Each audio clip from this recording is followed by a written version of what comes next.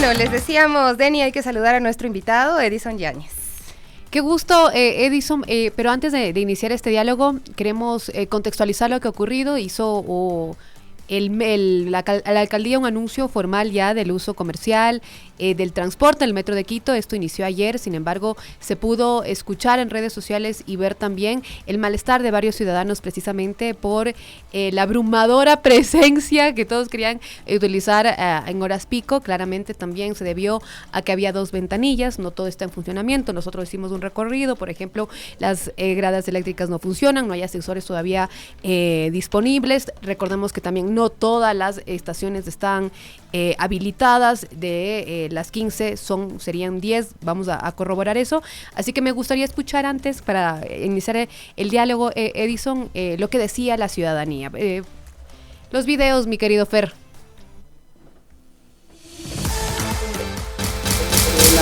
En Quitumbe se reportaron inconvenientes en la mañana. Ahí, no, a las 9:20 llegamos. Se demoró mucho el pago de la tarifa. No tenemos el audio, mi Fer, bueno. Bueno, nosotros pero... vamos a entregar.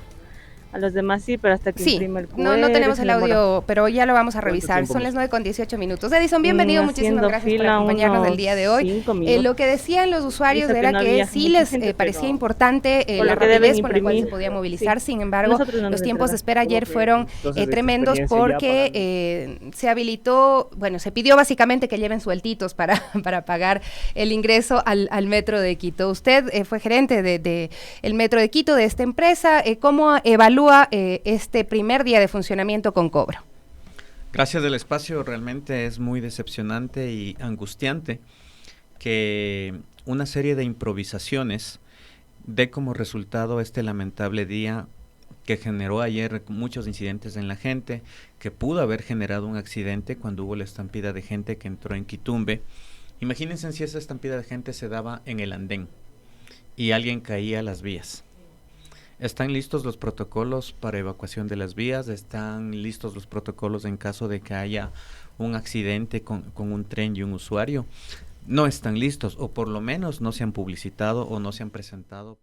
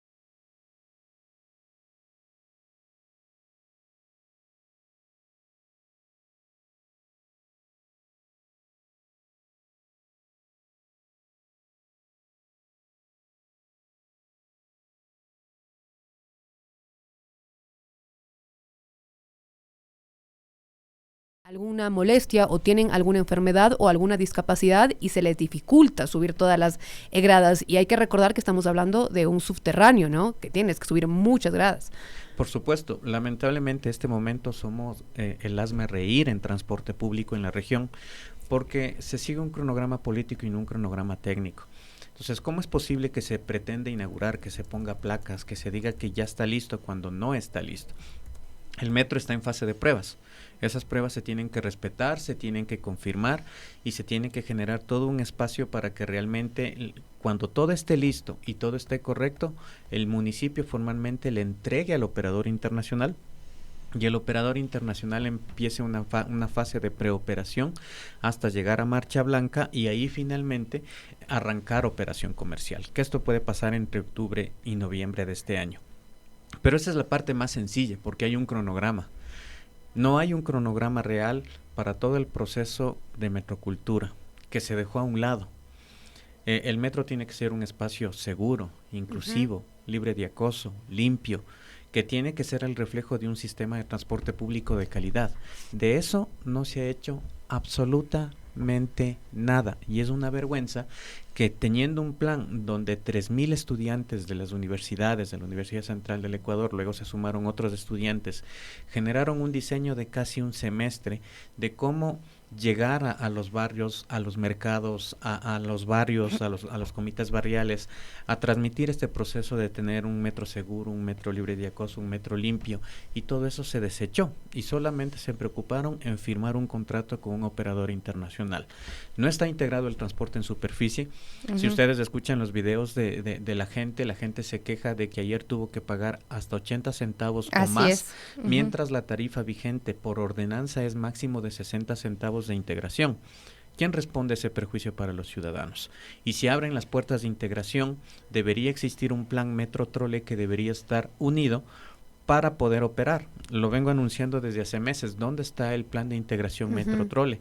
Porque si no existe eso, las dos empresas públicas se van a hacer, va a haber un canibalismo. Va a empezar una competencia. Van a competir entre ellas y eso lo que va a generar es que las empresas necesiten más subsidio. Pero escuchábamos al alcalde Guarderas en una entrevista que dio a un medio de comunicación que sí le preguntaban y le señalaban este apuro por generar esta operación con cobro tiene que ver con su vanidad, con querer ser usted el que inaugure, ya se puso la placa, coincidió con su cumpleaños, etcétera.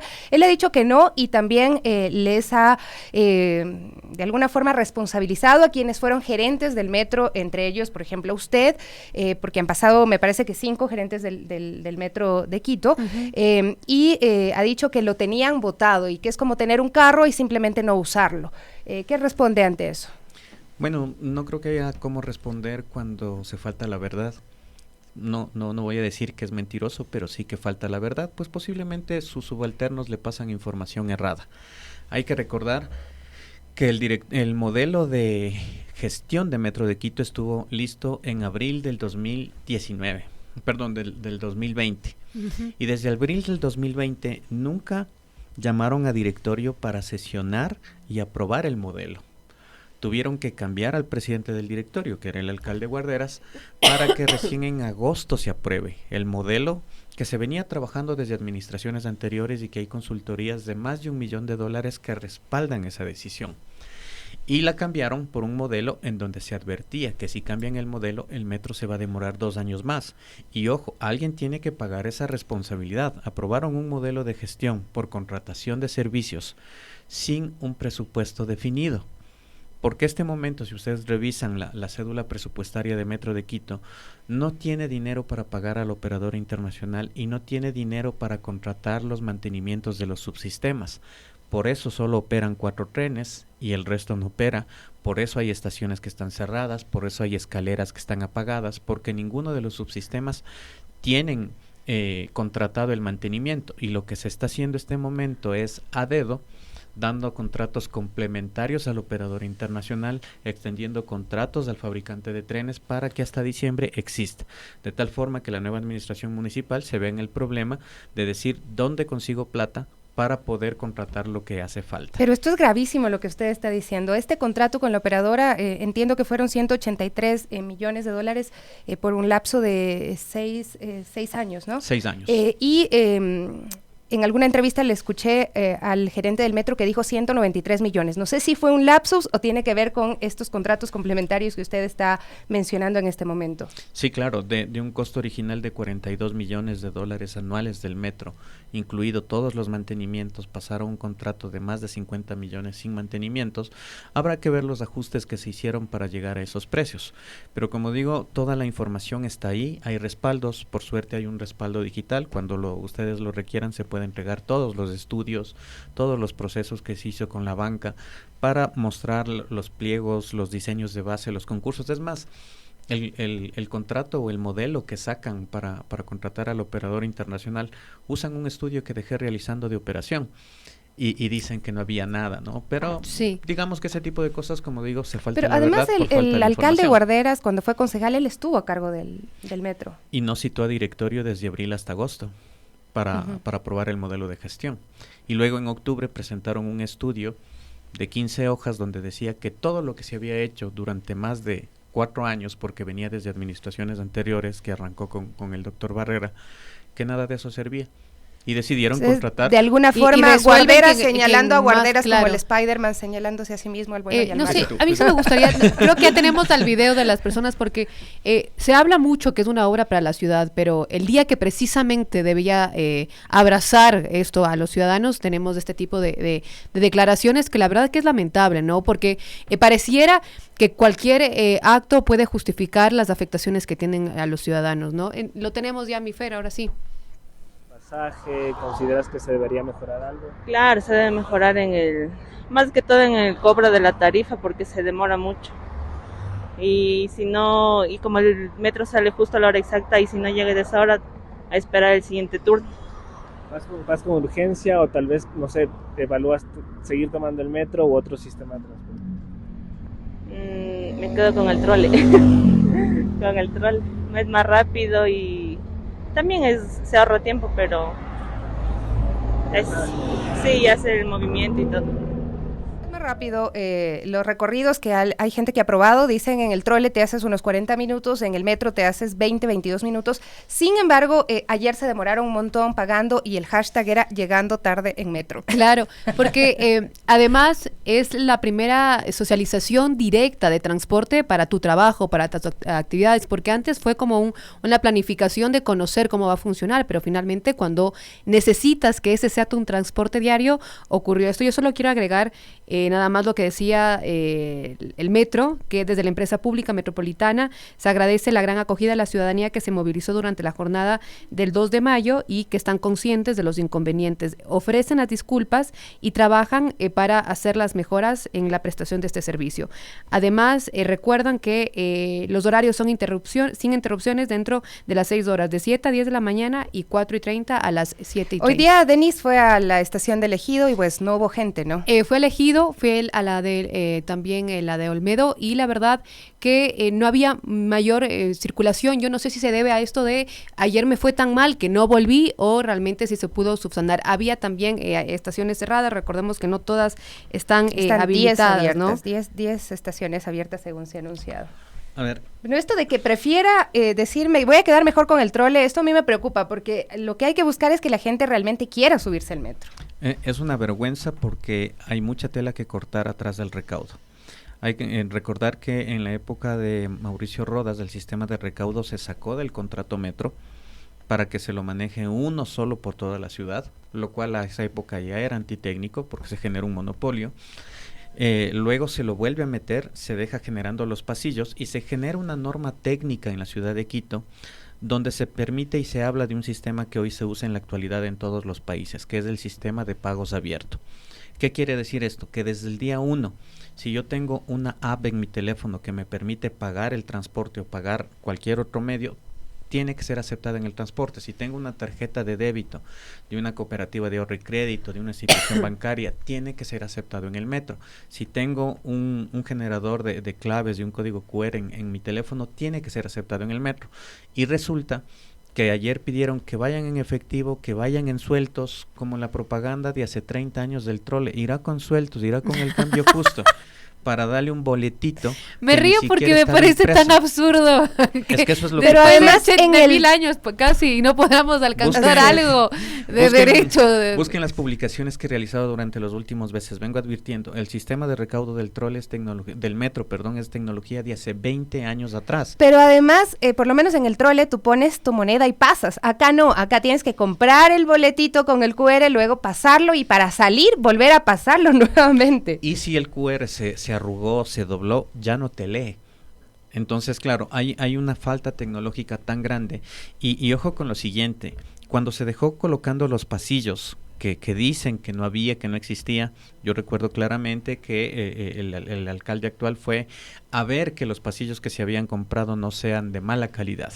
Entonces ya estaban instalados, se pusieron y sobre eso simplemente montaron los validadores y ni siquiera eso lo han hecho bien, porque resulta que al final del día el presupuesto que había para contratar esos validadores era de $5 millones y lo acabaron pagando por $12 millones. y ni siquiera lee tarjetas del sistema financiero, sino que dicen en una fase posterior. Entonces, ¿qué se pretende? Obligar a Quito a entrar a un sistema antiguo de hace más de 20 años para después de que haya un lucro del operador que provee el sistema, posiblemente llegar a un sistema moderno, que es lo que necesita realmente el metro. Pero ahora, ¿cómo se resuelve todo esto? Ya pensando en que pues va a haber el traspaso de la administración municipal y la idea es que se resuelva para que los ciudadanos, las ciudadanas puedan realmente preferir el metro y se pueda articular con los otros sistemas de transporte que tiene la ciudad.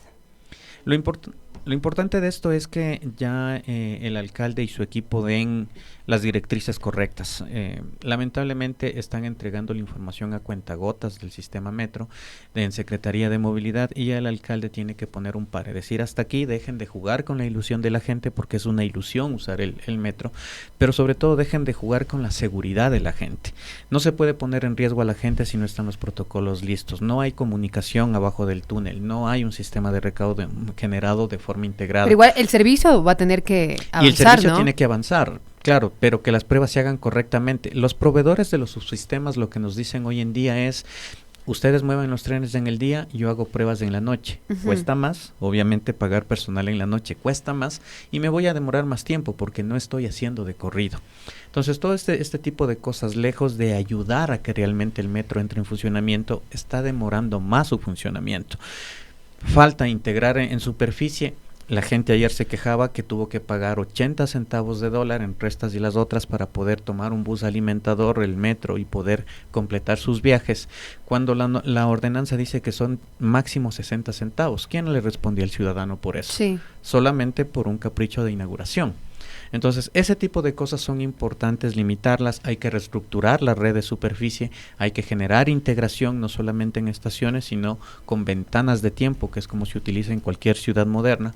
Quito necesita lo que técnicamente se conoce como una red jerárquicamente integrada de transporte, pero sobre todo que el sistema de transporte vuelva a retomar el tema que se dejó diseñando de cultura, en donde sea seguro, sea libre de acoso, tenga el orden, tenga limpieza, tenga puntualidad. Hay mucho que trabajar.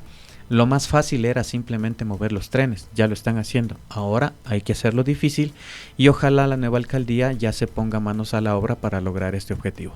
Más que nada debe hacerlo, ¿no? Porque hay también una gran expectativa. Yo solo quiero agregar las estaciones que están habilitadas de Labrador, Iñaquito, La Carolina, El Ejido, San Francisco, Magdalena, El Recreo, Solanda, Morán, Valverde, Quitumbe. La que yo fui que estaba ya cerrada es Alameda. Son varias, las 5 puntualmente, pero para tomar en cuenta porque claramente también lo que bien decías, Edison, la información a veces no ha sido la necesaria y muchas personas también por eso se vuelcan porque la socialización no ha sido tan amplia, que eso también parte de la comunicación que debió hacer la empresa, ¿no? Edison, muchísimas gracias por acompañarnos el día de hoy, ex gerente del Metro de Quito. Quiero sumar nada más también el criterio de otra persona que fue gerente del Metro de Quito, Andrea Flores. Ella también dice en su cuenta de Twitter, de principio a fin, Santiago Guarderas, el Metro de Quito no es su plataforma, es un servicio que la ciudadanía demanda, que se inaugurará todos los días, que el personal deba abrir las puertas para garantizarlo, su vanidad solo saca a relucir la falta de transparencia en su accionar y dice,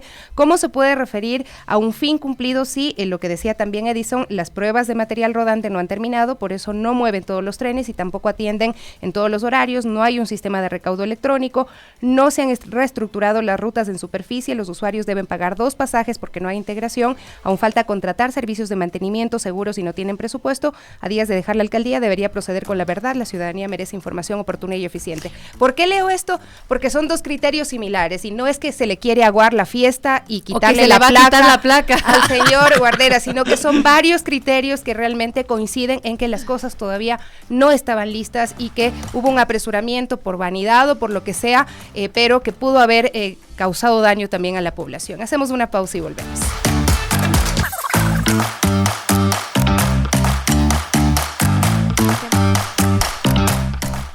Bueno, estamos de regreso, son las 9 de la mañana con 40 minutos. Nada más quiero repasar De forma muy, muy rápida, aunque es importantísimo este tema y quisiera profundizarlo, ojalá mañana, ojalá en nuestros siguientes programas.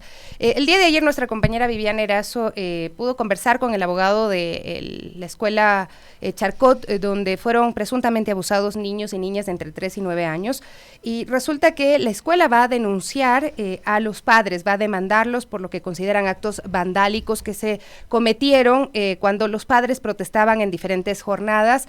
Una de ellas el 25, cuando se conoció que presuntamente la institución no había actuado como los padres creían que se debía actuar frente a un caso de esta magnitud y frente a el abuso sexual a niños y niñas de este establecimiento educativo.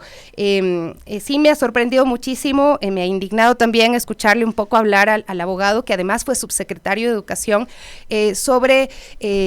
con mucha ligereza sobre los padres, sobre las medidas que han tomado, diciendo que de alguna forma la escuela ha hecho incluso más de lo que tenía que haber hecho, y tenemos precisamente estos audios que quisiéramos compartirlo, no hoy, pero sí queremos llamarles a ustedes para que estén pendientes el día de mañana. Vamos a ampliar un poco este tema. Aquí en este artículo que le invitamos también a que lo revise, que escribe nuestra compañera Viviana Erazo, habla además de la ministra de Educación y la relación con Andrés Pazmiño, explica también todas las observaciones que uno puede tener bajo este tipo de denuncias, que la verdad, con todo respeto, pareciera que no se trata del Ministerio de Educación, ¿no? Pareciera que la ministra poco o nada también tiene la intención de resolver esto. La verdad que un padre de familia que tiene que atravesar todas las vulneraciones dentro de un espacio, así sea público o privado, enfrentarse además con poderes, es algo que no debería ocurrir en el país, que hay que reflexionarlo, pero además denunciarlo. Digo,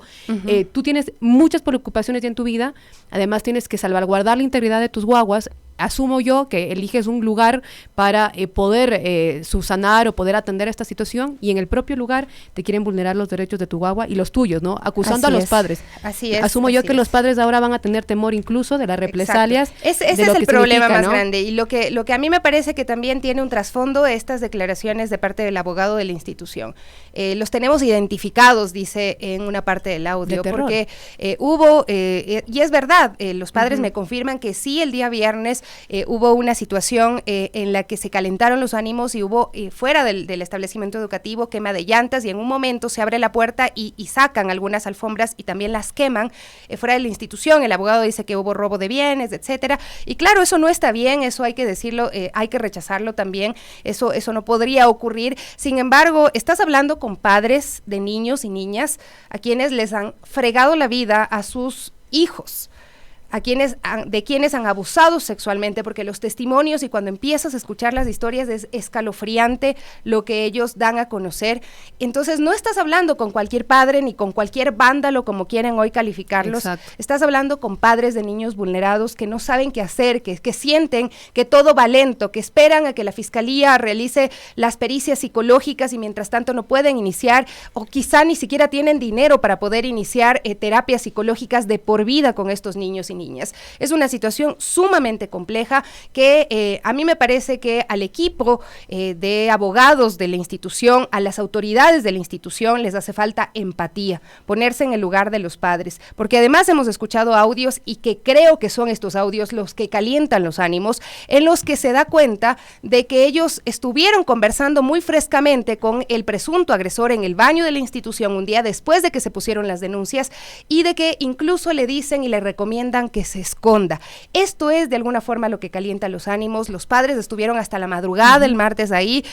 Hay algunos testimonios que dicen que ellos lo sacaron del plantel educativo y lo entregaron a la policía. El abogado niega esto, dice que ellos denunciaron inmediatamente, pero los hechos y los videos y las transmisiones en vivo pues dan cuenta de una realidad diferente. Y solo como para ir cerrando, Sofi, y la atención que amerita y que merece esto es, por ejemplo, escuchábamos del caso de Betty y ahora de los padres padres cuando comienza a utilizarse la justicia también para amedrentar a las personas que denuncian delitos. Esto es gravísimo, pero además no es el único caso, y eso es lo más preocupante, que la ministra tiene bastantes asuntos por resolver, y decir que así la institución sea privada y no hay mucho que hacer es algo de lo más preocupante, porque precisamente no debe ocurrir esto en ningún espacio, ni público ni privado, ¿no? Yo precisamente decía y hacía el cuestionamiento, si el Ministerio de Educación no tiene las herramientas, pues qué mal, pero ¿qué pasa con la Junta de Protección de Derechos? ¿Qué pasa con la misma Fiscalía que también está llevando estos casos? ¿Cuáles son las medidas adicionales que se pueden dar para respaldar a los niños y niñas que fueron afectados? 9:45, este tema lo queremos profundizar, queremos escuchar esos audios con ustedes,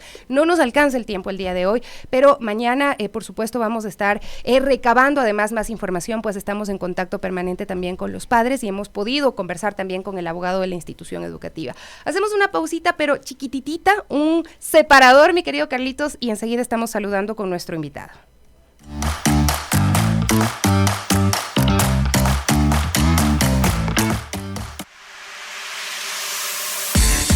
Envía tu denuncia a las Warmis del barrio. Fotos, videos o audios al 0980-637-663. Al 0980-637-663. Las Warmis te escuchan.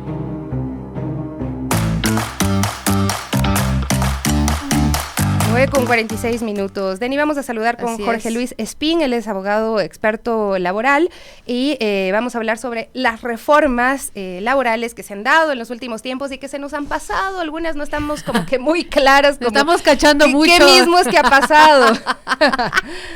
Hola chicas, ¿cómo han pasado? Un placer poder acompañarles en este segmento tan importante. Bueno, han sido muchas las reformas que han existido, que han venido, por ejemplo, desde el 2023, existe la ley de economía violeta, existe la ley juventudes, ahorita se están inclusive ya ventilando una norma que ya fue aprobada por el Pleno de la Asamblea Nacional y que estamos esperando que se publique en el registro oficial. Es la ley de cuidado humano, que tiene varias reformas al tema de licencias, a los permisos, y bueno, estas son las normas que están por ahí. También hay una que más desde el nombre, que en verdad lo que contiene, hay una norma que se expidió que se llama la ley que reforma varios cuerpos normativos en defensa de los derechos individuales y colectivos de los trabajadores. Me cansé.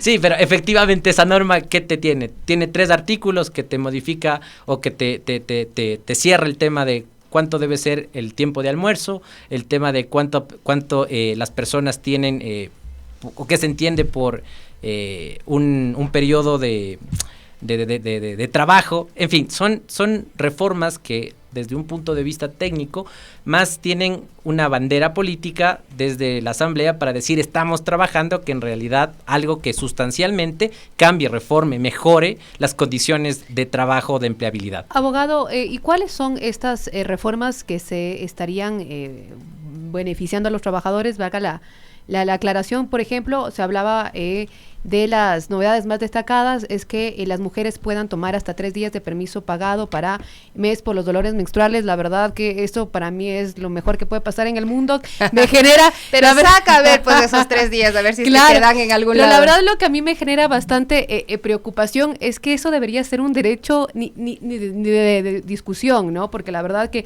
quienes vivimos cólicos menstruales es heavy.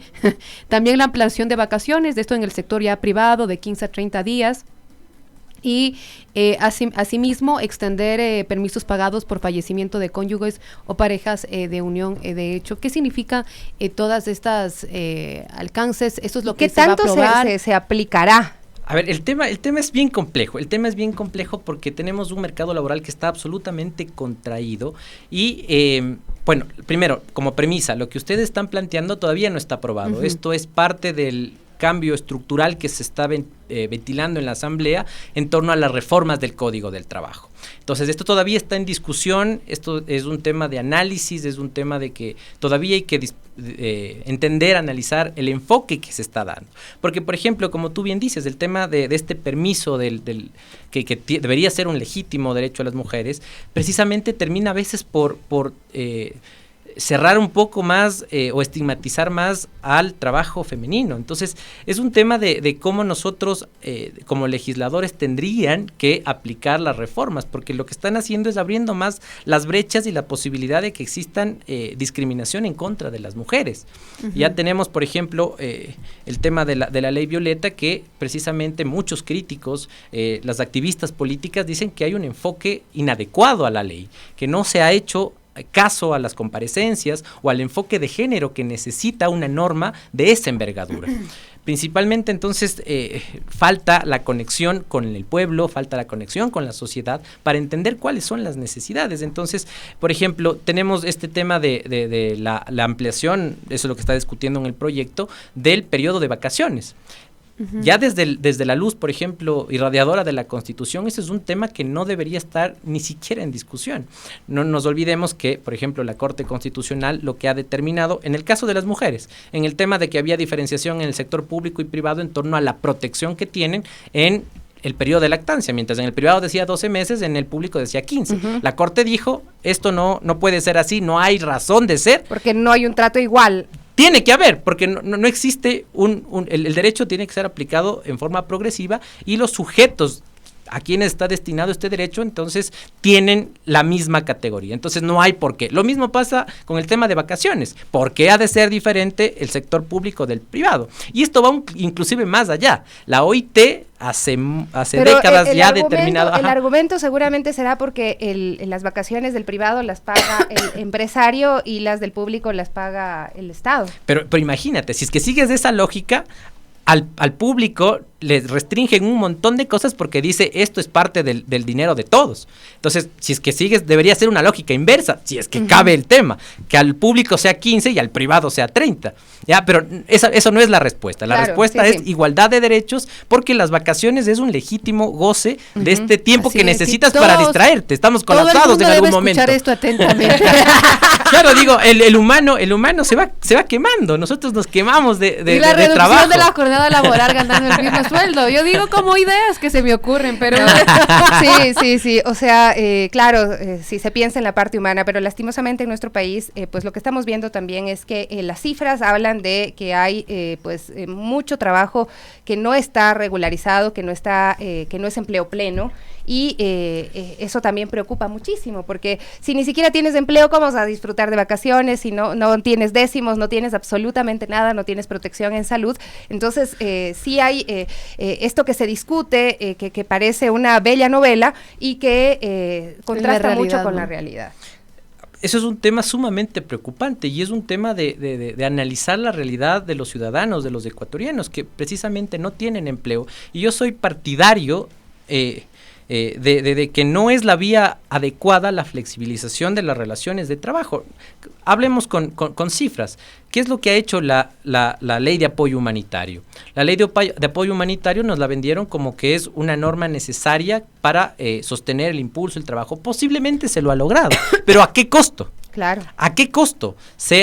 No nos olvidemos que en esa época, aprovechando de la pandemia, de la desesperación de todos los trabajadores, se terminaron contratos, no se pagaron liquidaciones y se cambiaron inclusive las modalidades contractuales. Ahora tenemos contratos que son regresivos porque son por tiempo fijo, de 1 año, 2 años, y cuando la asamblea dijo ya no es necesaria la norma porque ya hemos superado un poco la crisis, ¿qué dijeron? No. Sigue vigente, entonces tenemos hoy por hoy que la ley de apoyo humanitario se sigue aplicando, es decir, hay contrataciones bajo la figura de contratos de emergentes por 1 año, por 2 años, y entonces eso termina por precarizar la situación. No se trata de el bienestar supuesto, por ejemplo, una persona que gana $450, ¿será suficiente para que pueda alcanzar una vida plena? Yo creo que no. Entonces, ¿qué hacemos?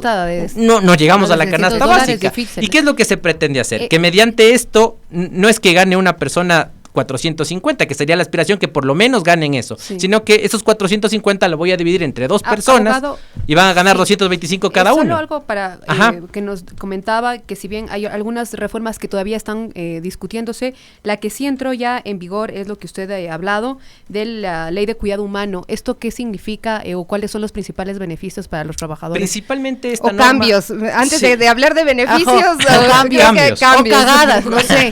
Bueno, la primera la primera enmendadura que hace la norma es retornar la cagada que hicieron en la ley Violeta. ¿Qué dijeron en la ley Violeta? El tema de la protección, que decían que es de 12 meses, ahora la Constitución, la Corte Constitucional dijo que es de 15, entonces ahora, imagínense, después de 3 meses ya derogaron estos artículos. Eso demuestra la falta de empatía, de sintonía con la realidad. Pero principalmente, lo que hace esta ley, amplía las licencias de cuidado. ¿Ya? Amplía, por ejemplo, el periodo de que el padre tiene 10 días de cuidado cuando nace el niño, ahora se lo amplía a 15, ¿sí? Y principalmente lo que está diciendo la norma es, si es que hay la necesidad de que tú estás a cargo de una persona que no necesariamente es tu hijo, puede ser tu hermano, puede ser tu cónyuge, que necesita cuidado por A o B circunstancia, puedes pedir licencias. Claro, son licencias sin remuneración, ¿ya?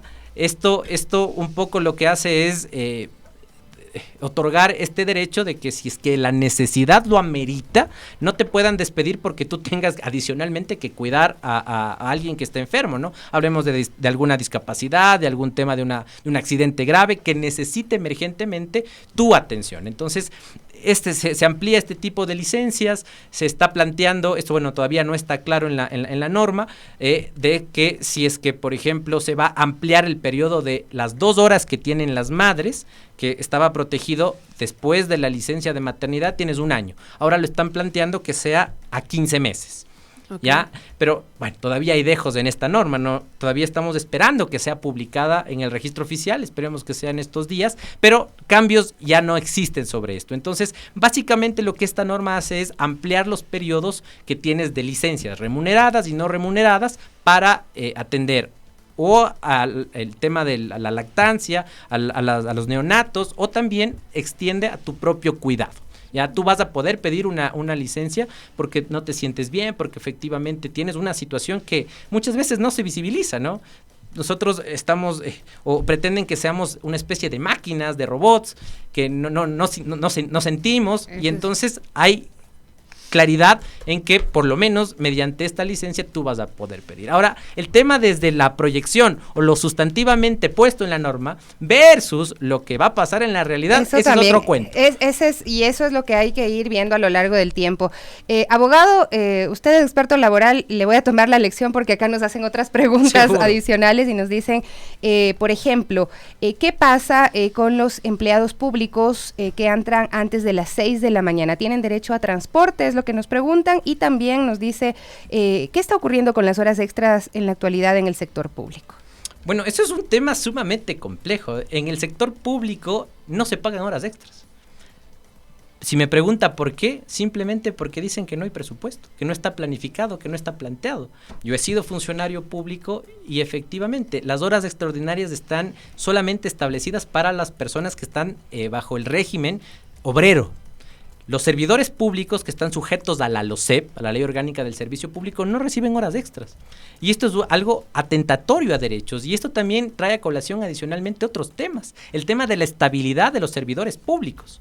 Existe una precarización masiva de la estabilidad de los servidores públicos bajo el abuso de estas figuras del contrato ocasional y el nombramiento provisional. Dos figuras que han sido desnaturalizadas, que están siendo abusadas en su expedición y que eso genera estabilidad. No es correcto, no es adecuado que mañana yo, que me he proyectado una vida, que me he endeudado, que tengo una hipoteca, que tengo un alquiler, simplemente mañana llegue y me digan: terminó la relación. ¿A cuenta de qué? Siendo un buen funcionario. Correcto, porque es que de nada depende. Entonces, eso es un tema que judicialmente ya se está peleando y que lo que falta es difusión en este derecho. Difusión al derecho de estabilidad relativa que tienen los servidores públicos con contratos ocasionales y con nombramientos provisionales. No es verdad, y esto quiero ser enfático, no es verdad que una persona que tiene un contrato ocasional o un nombramiento provisional no tenga estabilidad. Muchos argumentos o la perorata que tienen la defensa de las instituciones públicas es efectivamente eso, no tienen estabilidad. La realidad es que está relativizada esa estabilidad a las condiciones de contratación. Y entonces no es que pueden terminar esas relaciones de trabajo de un momento a otro. Y eso resulta lógico. Vea, Marco nos escribe y nos dice: soy empleado público con 10 años con el mismo sueldo, y si me salgo me voy sin nada. Es lo que dicen, no habla no puntualiza bajo qué régimen está contratado, ni cuál es el tipo de contrato. Entendería que Marco está bajo esta incertidumbre, ¿no? De que si él pregunta si va a salir, significa que está en esta incertidumbre de no tener un nombramiento definitivo. Entonces, sí, efectivamente, eso es imagínense, si ustedes hacen una comparación entre el público y el privado, el tema de la indemnización por el despido intempestivo, precisamente lo que busca es proteger el tiempo que tú vas a estar desempleado. De alguna manera tener un colchoncito para poder respaldarte. Claro. Resulta que el empleado privado no lo tiene. Termina saliendo con los proporcionales del 13º, 14º, vacaciones y nada más. Y vaya a seguir buscando trabajo de un día a otro. Entonces, esto está en contra de las expresas determinaciones, recomendaciones de la OIT, sí, y evidentemente precariza la situación de trabajo de los funcionarios públicos. La verdad que hay bastante que analizar, ¿no? Hemos tratado de hacer como abrir este abanico, pero hay varias reformas, hay varios proyectos que se están llevando adelante en la Asamblea Nacional. Hemos tratado de acercarnos a esto de la ley de cuidado humano, así que déjenos también sus inquietudes para trasladarle, y claramente entendemos también la situación precaria que pasan los trabajadores y trabajadoras en el país, quienes no pueden acceder a un trabajo digno, que es una preocupación profunda, así que también es una observación a esta radiografía tan infame que ha obligado también a miles de ecuatorianos a buscar trabajo en otros países, enfrentándose a la muerte, ¿no? Y pues pensando que estamos en este mes de mayo que empezó con el Día de los Trabajadores y Trabajadoras, muchas gracias, abogado Jorge Luis Espín. Hablábamos de las reformas laborales, ¿realmente se benefician los trabajadores? Bueno, la respuesta se verá a lo largo de los meses. Amigos, hasta mañana. Muchas gracias.